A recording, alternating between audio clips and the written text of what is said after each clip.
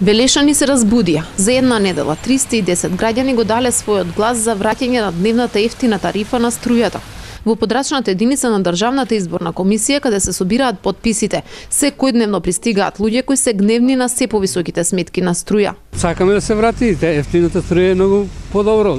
Од 1 до 3 тоа е убаво, тоа ги прават ручоци едно друго, а сега цена скапа струја се паи. Многу јасно. Кој што си беа жените и направи од 10 сата на вечер манџа да прават.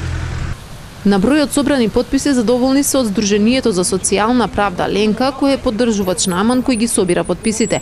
Велешките членови на Ленка велат дека само на овој начин нивните сограѓани достојно ќе дадат придонес во реализација на акцијата за враќање на ефтината.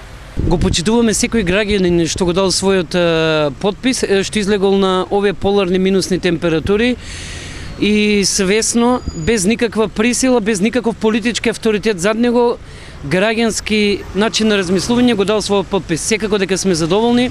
На овие минус 20 степени единствени кои што ги тријат раците се оние кои што заработуваат од студот и бедотијата на македонскиот народ.